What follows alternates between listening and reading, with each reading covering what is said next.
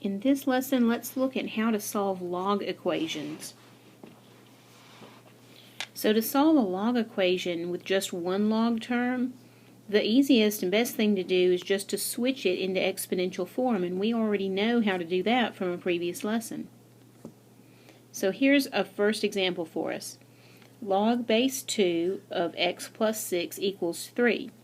If you rearrange this into exponential form, you'll see that the base is 2 and the exponent is 3, and the other side of the equation is x plus 6.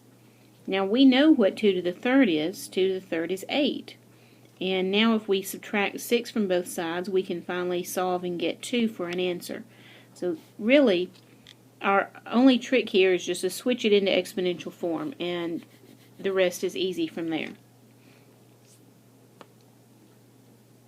Now note that a log argument can never be negative, so any solutions we get to these equations we'll have to plug into our equation, back into our original equation, and make sure that they don't create a negative argument. Here's why that has to be done. Imagine a situation where you had log base 2 of negative 8 equals x. So your argument here is negative. If you switch this into exponential form, you're trying to come up with an exponent so that 2 to some power is negative 8. Well, you can't do it because a fractional power would only give you a root of 2. It wouldn't give you a negative number. A whole number power, we know, gives you something bigger than 2.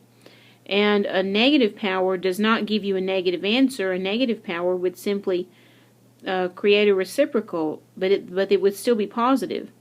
So there is no way to take a positive base and get a negative result.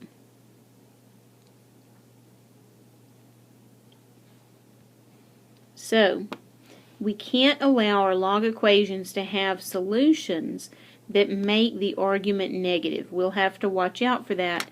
And if we find any solutions that make the argument negative, we just have to discard them. So here's another example. Log base 3 of x minus 5 equals 2. So here the base is 3, the exponent is 2, and the other side is x minus 5. Now 3 squared is 9, so we have 9 equals x minus 5. Add 5 to both sides, and this gives us x equals 14. No problem.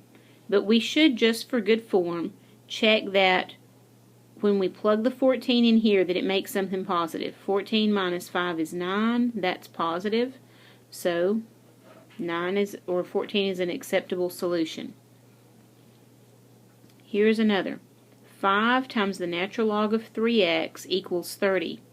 Well, this one won't be any trouble either. We'll just switch into exponential form, but we can't do that until we get rid of this 5. So let's divide both sides by 5. We want to isolate the log expression. Okay, so 30 divided by 5 happens to be 6. And now we'll switch into exponential form.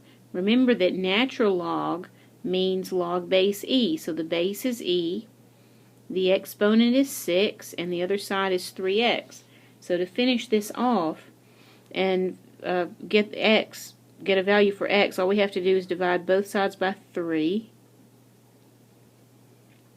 and e to the 6 over 3 equals x.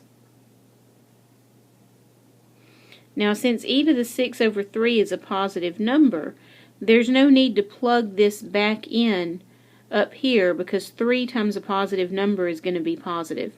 So we're good to go there. Alright, if there's more than one log term, you're going to use your log rules to condense them into one log term. Now you remember we learned about condensing in a previous lesson. So anytime we have more than one log term, we'll condense first, and that will let us solve. So let's look at log base 2 of x plus log base 2 of x minus 7 equals 3. Well, you can see that we have no coefficients, so we don't have to worry about any exponents. We have a plus sign in between these, so when we mush these into one log expression, these two pieces of the argument are going to get multiplied together. That's the product rule. So we now have log base 2 of x times x minus 7. So we just use the product rule to condense those, and now we switch into exponential form where the base will be 2 and the exponent will be 3. And we know that 2 to the third is 8. So 8 equals this expression, but I've distributed the x. So x times x is x squared, and x times negative 7 is negative 7x.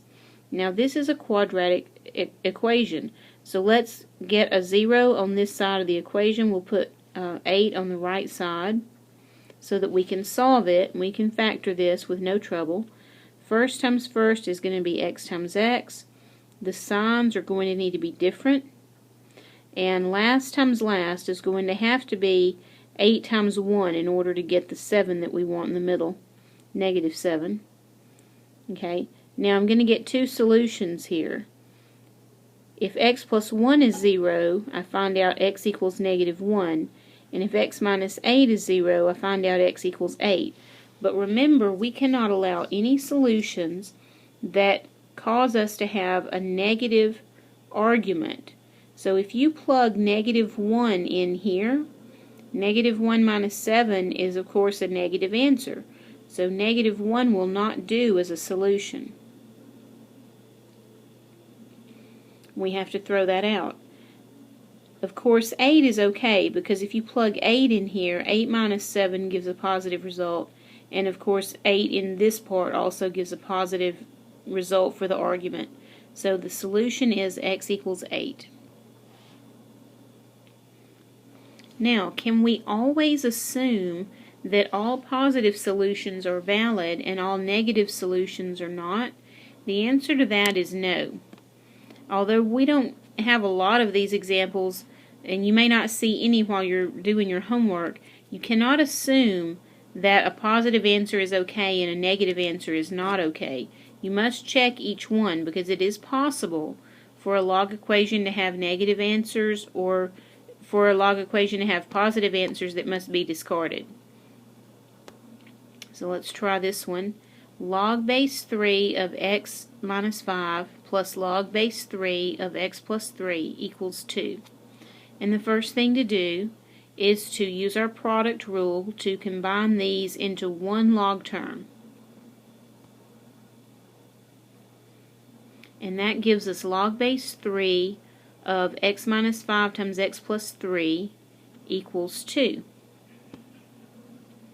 In exponential form, the base is 3 and the exponent is 2, and then this would be the other side.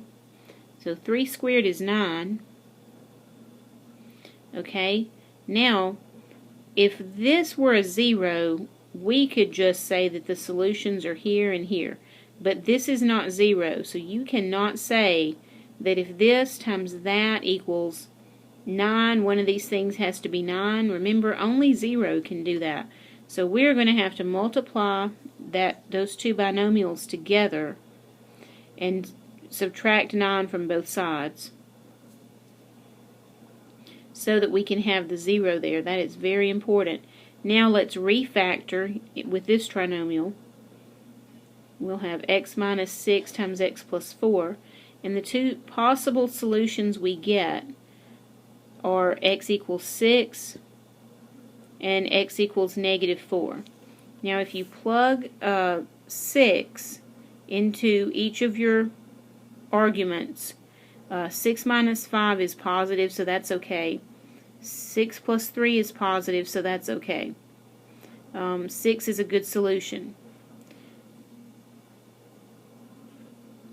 But if you check negative 4, negative 4 minus 5 is negative, so that we can't have that. So negative 4 has to be discarded as a solution, and the only solution we get to keep is 6.